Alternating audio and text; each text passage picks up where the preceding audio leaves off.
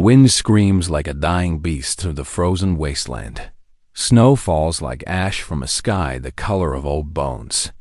In this merciless world, death wears a white mask and stalks every living thing with patient, calculated hunger. 6 million years ago, when the earth was young and cruel, survival was not a choice. It was a daily battle against forces that showed no mercy. The cold was not just weather. It was an executioner, swift and silent, claiming the weak, the unlucky, and the unprepared. Tonight, we descend into a story of desperation, where the line between human and animal blurs, where cannibalism becomes communion, and where the greatest predator is not the saber-toothed cat or the cave bear, but winter itself. This is the story of how our ancestors didn't just survive the ice, they conquered it. But the price was written in blood on walls of frozen stone. Are you ready to witness what it truly meant to be human when humanity was still learning how to breathe? The female Homo habilis named Kara pressed her palm against the rough stone wall of the cave, feeling the vibrations of the howling wind outside. Her breath formed ghostly clouds in the frigid air, each exhalation a reminder that life was nothing more than warm air escaping into an endless void. 3 days. 3 days since the last successful hunt. 3 days since anyone in their clan had tasted fresh meat. The gnawing emptiness in her stomach had evolved from discomfort to pain, and now into something far more dangerous: desperation. "The children," whispered Buck, the clan's eldest hunter, his voice barely audible above the storm's fury. His weathered hands trembled as he pointed toward the back of the cave, where the youngest members of their group huddled together like frightened animals. "They won't last another night without food." Kara's dark eyes reflected the dying embers of their meager fire. The wood was nearly gone, just like their hope. Outside, the blizzard had been raging for 5 consecutive days, transforming their familiar hunting grounds into an alien landscape of death and desolation. The cave that had once been their sanctuary now felt like a tomb. Ice crystals formed on the walls like nature's own funeral decorations. The air was so cold, it burned their lungs with each breath, and the darkness seemed to press against them with physical weight. "We have to try," Kara said, her voice cutting through the despair like a stone blade. "The storm will break soon." It has to. But even as she spoke the words, she felt the lie heavy on her tongue. The storm showed no signs of relenting. If anything, it seemed to be growing stronger, as if the very sky had declared war on everything that dared to live beneath it. Grun, a younger hunter with scars covering his arms like a map of past battles, shook his head violently. "It's suicide. Nothing moves in this weather. The mammoths have migrated south. The deer are buried under snow. Even the wolves have found deeper caves to hide in." Kara stood slowly, her joints protesting against the cold. She walked to the cave entrance, where the wind immediately assaulted her with frozen daggers. Through the swirling white chaos, she could barely make out the twisted shapes of trees, bent and broken by the storm's relentless assault. But something else caught her attention: dark shapes moving against the white backdrop. Large shapes.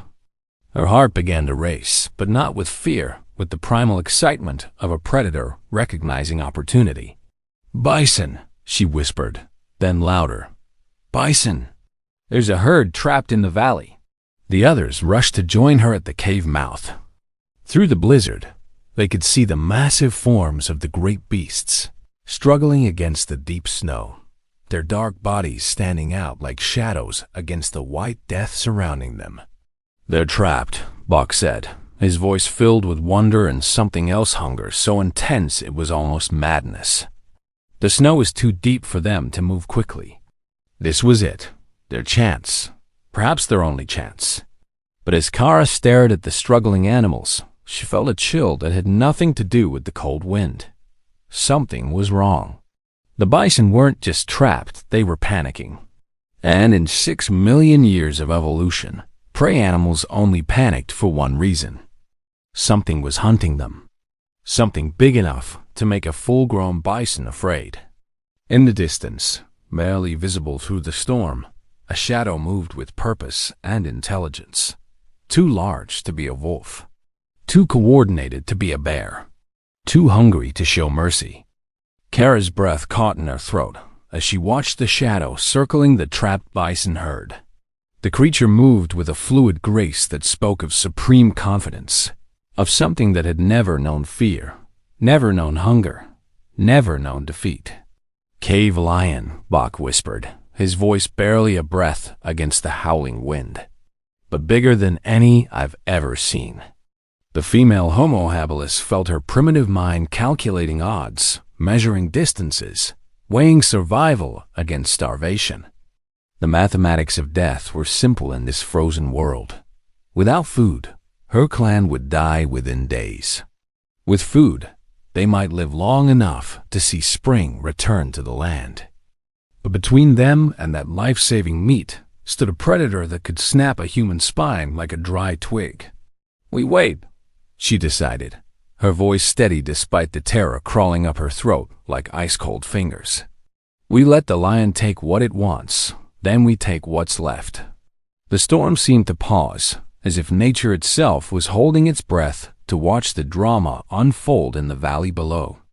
The bison were chest-deep in snow, their massive heads swinging back and forth as they searched for the source of their terror. Then the attack came. The cave lion emerged from the white death like a nightmare made flesh. Its coat was the color of old bone, its eyes like twin pieces of yellow fire burning in a skull designed for nothing but killing. It was enormous, nearly the size of the bison themselves, with muscles that rippled under its thick fur like coiled pythons. The first bison never had a chance.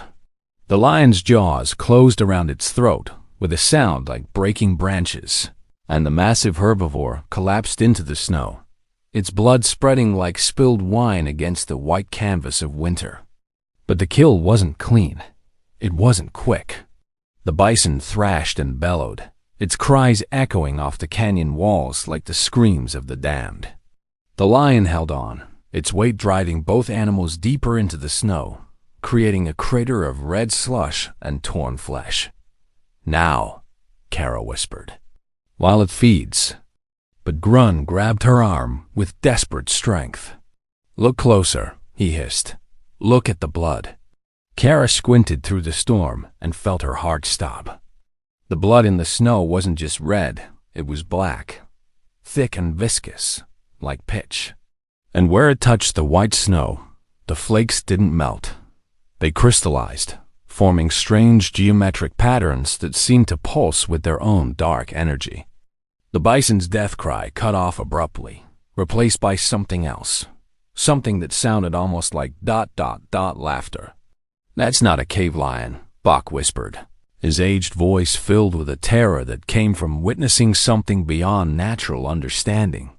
"That's something else. Something wrong." The creature looked up from its kill, and even through the distance and the storm, Kara could see that Bach was right. The thing had the body of a lion, but its face was wrong too long, too intelligent, too knowing. Its eyes reflected not just firelight, but something deeper, something ancient and malevolent. It was looking directly at them. The female Homo habilis felt every primitive instinct in her body screaming the same message. Run. Run now.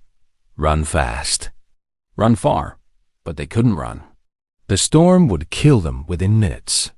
Their only shelter was this cave, and this cave was now within sight of something that shouldn't exist. The creature stood slowly, black blood dripping from its jaws like liquid shadow. It didn't roar, it spoke.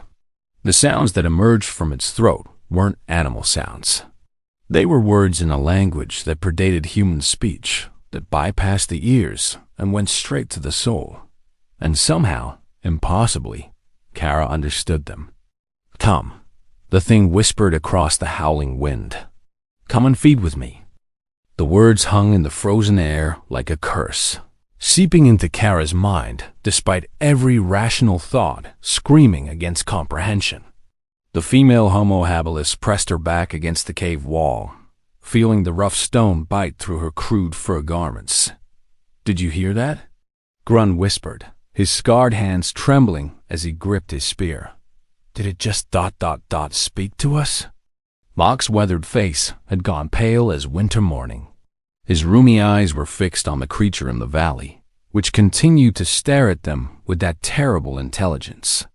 "In the old stories," he said slowly, "the elders spoke of spirits that wore animal flesh, hungerers from before the first fire. The storm was weakening, but not naturally.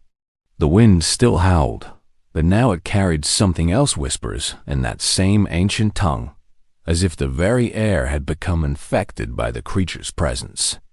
Kara forced herself to look away from those hypnotic yellow eyes and focus on the practical reality of their situation. The bison herd was still trapped in the snow. 3 adults were dead now, their bodies creating dark stains against the white landscape. But there were still enough carcasses to feed her clan for weeks, if they could somehow claim them. "We need that meat," she said, her voice steady despite the supernatural terror clawing at her sanity. "Whatever that thing is, it can't eat all of them. We wait until it leaves, then we take what we can." But even as she spoke, she watched the creature do something that violated every law of nature she understood. It didn't eat the flesh of its kills, it breathed on them.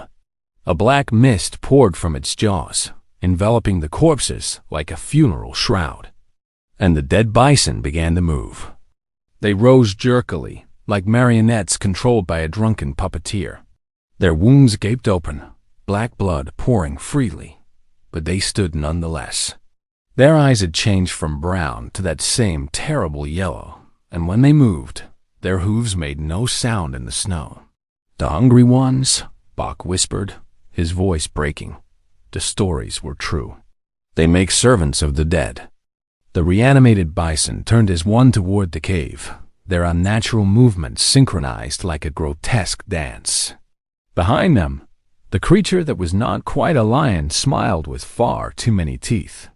Kara felt her primitive mind struggling to process what she was seeing. In her short, brutal life, she had faced starvation, predators, disease, and the constant threat of violent death. But this was something beyond the natural order, something that belonged to nightmares and the mad ravings of shamans. Yet the cold calculus of survival still functioned in her brain. Food was food. Meat was meat. And dead things, even unnatural dead things, could be killed again. "Fire," she said suddenly. "Everything fears fire." Grun looked at their pitiful fuel supply, a few dry branches and some oil-soaked moss. "We have barely enough to last the night. Then we make it count." The female Homo habilis began breaking their remaining wood into torch-sized pieces, wrapping them with the oil-soaked moss. Her clan watched her with a mixture of admiration and terror, understanding that she was proposing something beyond desperate, something that might save them or damn them all. Outside, the undead bison had begun their march up the slope toward the cave. They moved in absolute silence, their breath creating no fog in the frigid air because they no longer breathed.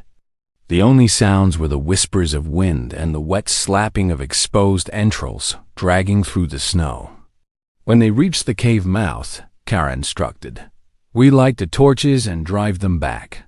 If we can scatter them, we might be able to reach one of the fresh kills." Bok shook his head slowly. "And the master? The thing that commands them?" Kara looked out at the creature in the valley, which had begun to change. Its leonine form was stretching, elongating, becoming something altogether more terrible. Its limbs grew longer and thinner, ending in claws like black ice. Its head became more skull-like, with jaw that unhinged like a serpent's. "We pray to whatever gods watch over the desperate," she replied. "And we hope they're stronger than whatever that thing prays to." The first of the undead bison reached the cave entrance just as the last light faded from the storm-darkened sky. Its yellow eyes reflected the dying embers of their fire, and when it opened its mouth, black mist poured out like liquid darkness.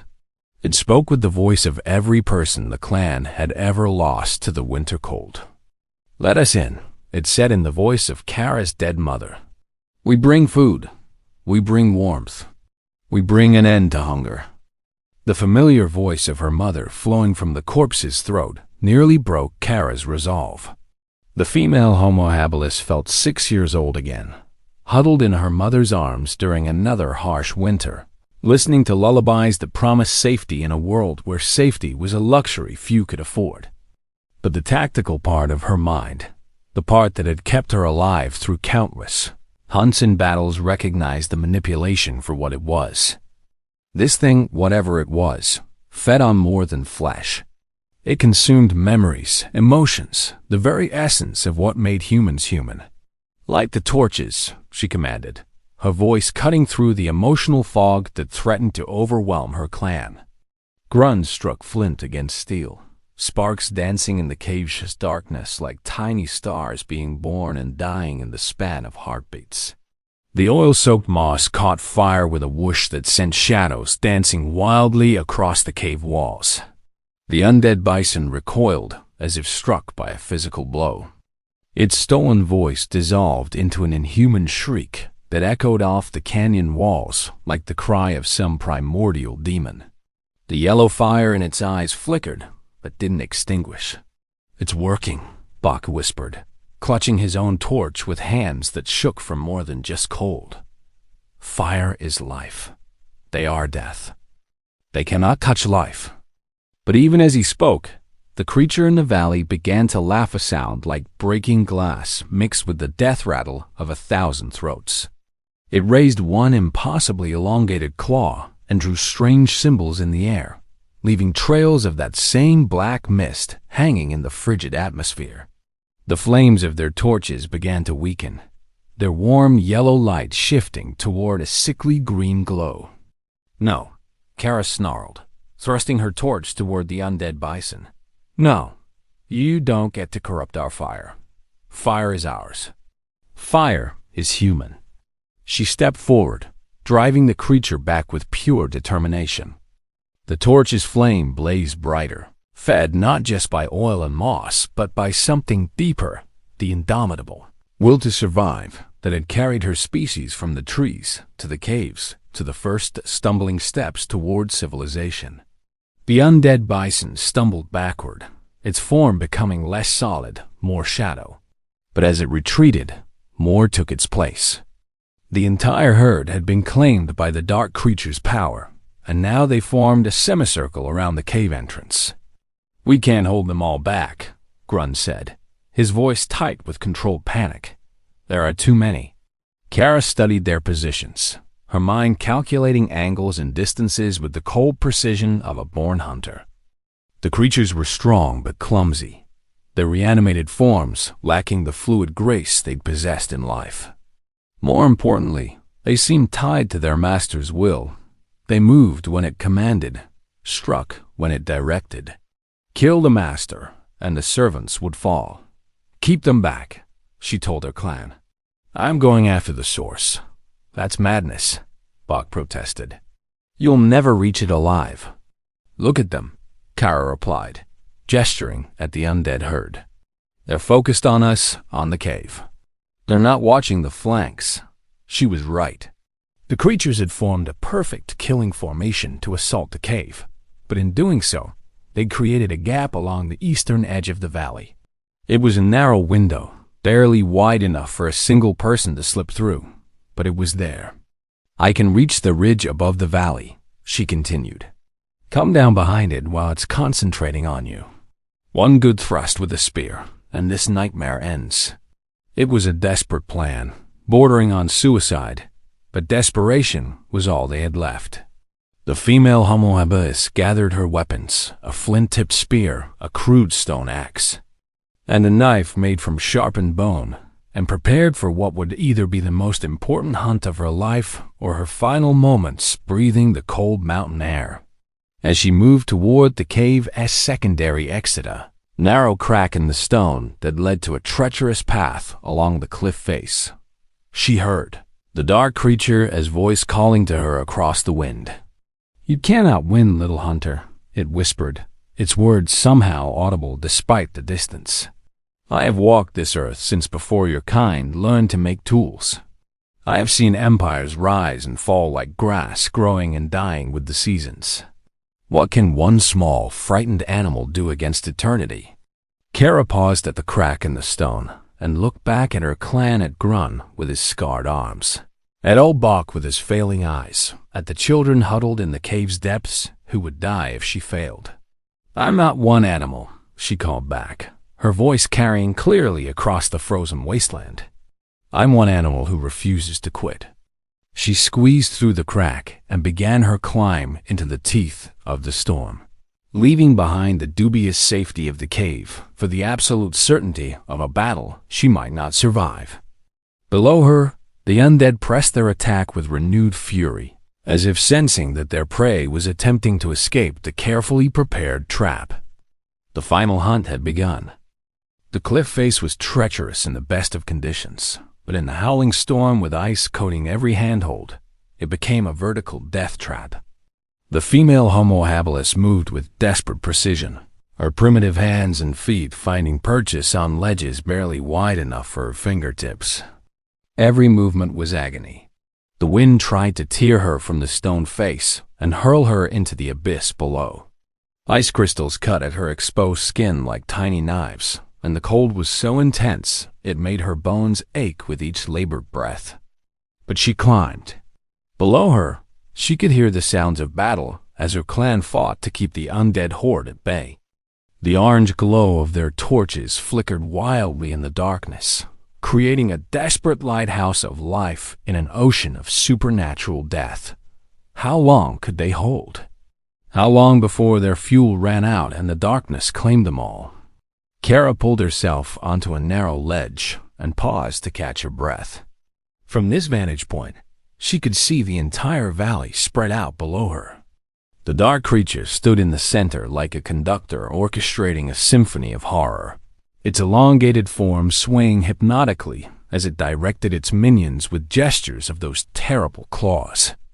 She could also see something else, something that made her blood run even colder than the mountain air. Bones. Thousands upon thousands of bones scattered throughout the valley, half buried in the snow. Human bones. The remains of countless other clans who had sheltered in this valley over the centuries, all of them falling prey to the same ancient hunger that now threatened her people. This creature had been hunting humans since the dawn of their species. It had been feeding on their fear, their desperation, their final moments of terror as civilization's earliest flame guttered out in the darkness. "No more," Kara whispered through teeth that chattered with cold and rage. "No more." She resumed her climb, driven now by something beyond mere survival instinct. This was about more than saving her clan. This was about proving that humanity deserved its place in the world, that they were more than just prey animals waiting to be harvested by ancient predators. The ridge above the valley was exposed to the full fury of the storm, but it also provided the perfect launching point for an attack. Kara crept along its edge, staying low to avoid being seen until she was directly above the dark creature. From this angle, she could see its true form more clearly. It wasn't entirely physical. Parts of it seemed to be made of solid shadow, while others appeared to be composed of the black mist that poured from its mouth. It was as if it existed partially in the physical world and partially in some nightmare realm beyond human understanding. But it had killed the bison with physical claws and teeth. It could be hurt. Kara raised her spear, feeling the familiar weight of the flint point that she had nabbed herself from stone older than memory. She had used this weapon to kill elk, wolves, and rival hunters who had threatened her clan. Now she would use it to kill something that challenged the very right of her species to exist. She took a deep breath, filled her lungs with the mountain air that tasted of snow and possibility, and leaped from the ridge. The creature sensed her attack at the last moment, turning its skull-like head toward her with those burning yellow eyes going wide with something that might have been surprise. In all its centuries of existence, perhaps no prey had ever dared to attack it directly. Kara's spear struck true, piercing the creature's torso just below where a normal animal's heart would be located. Black ichor sprayed from the wound like liquid midnight, hissing where it touched the snow. The creature's shriek was beyond description, a sound that seemed to contain the death cries of every living thing it had consumed over the millennia. It staggered backward, clawing at the spear shaft with those razor-sharp talons. But it didn't fall. Instead, it smiled, revealing rows of teeth like broken obsidian. "Brave little hunter," it said, its voice now a mixture of admiration and hungry anticipation. "But do you really think a stick with a sharp stone can kill something that has survived since the world was young?" The creature grasped the spear and pulled it from its body with casual ease. The wound closed almost immediately, the black ichor solidifying into new flesh. Kara rolled away from its reaching claws, her mind racing. Physical weapons weren't enough. But what could kill something that existed beyond the natural order? Then she remembered Buck's words about fire being life, and the way the creature had tried to corrupt their flames. Fire wasn't just a tool, it was the defining characteristic of humanity, the thing that separated them from all other animals. The first spark of true civilization. She pulled her bone knife and slashed open her own palm, letting her blood drop onto the torch oil she carried. The mixture began to glow with warm red light, not the yellow fire of burning wood, but something deeper. The fire of human will made manifest. "You're right," she said, advancing on the creature despite the terror that threatened to paralyze her. "A stick with a sharp stone can't kill you. But this isn't just a weapon. This is proof that we're more than animals. This is proof that we deserve to inherit this world." She hurled the burning mixture at the creature's face, and this time its scream was one of genuine pain. The creature's agonized wail echoed across the frozen valley like the death cry of winter itself. Where Kara's blood-blessed fire touched its unnatural flesh, the dark matter began to bubble and dissolve, revealing something underneath that was neither shadow nor substance, but pure malevolent hunger given form. The female Homo habilis pressed her attack, pulling more oil from her supplies and mixing it with her freely flowing blood. Each drop that fell created small explosions of warm light, pushing back the supernatural darkness that had held this valley in its grip for countless generations. "Impossible," the creature hissed, its voice breaking like thin ice under spring sun. "I have devoured civilizations that you cannot even imagine. I have torn down empires and fed on the dreams of species whose names are lost to time. You are nothing a beast that has barely learned to walk upright." But even as it spoke, the creature was retreating, its form becoming less solid with each step. The undead bison in the valley below began to collapse, their yellow eyes fading to empty blackness as their master's control wavered. Kara could hear the shouts of her clan from the cave cries of amazement and hope as their supernatural attackers simply crumbled into the snow like puppets with severed strings. "You're wrong," she said, advancing steadily with her makeshift torch held high. "We're not beasts anymore. We're something new. Something you can't understand because you're too old, too stuck in the past to see what we're becoming." The creature's form was dissolving rapidly now, but its yellow eyes burned with undiminished hatred. "This is not over, little hunter. I am eternal. I will return when your children's children have forgotten this night. I will feast on their fear as I have feasted on yours." "Maybe," Kara admitted, her voice steady despite the exhaustion that was beginning to overtake her adrenaline. "But we'll be ready for you. We'll have fire. We'll have steel. We'll have stories to teach our children about monsters that hide in the dark." With a final shriek that seemed to crack the very foundations of the mountains, the creature dissolved completely, leaving nothing but a dark stain on the snow and the lingering stench of sulfur and ancient decay. Kara stood alone in the valley, surrounded by the corpses of truly dead bison, her torch casting dancing shadows on the canyon walls. The storm was finally beginning to break, and through gaps in the clouds, She could see the first stars appearing in the night sky.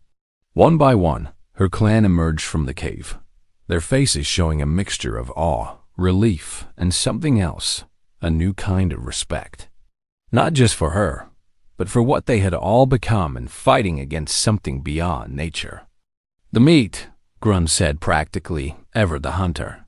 "We have enough food here to last until spring." Bach nodded, but his aged eyes remained fixed on the place where the creature had made its final stand. "The old stories," he said slowly. "They were true. There are things in the darkness that hunger for more than flesh."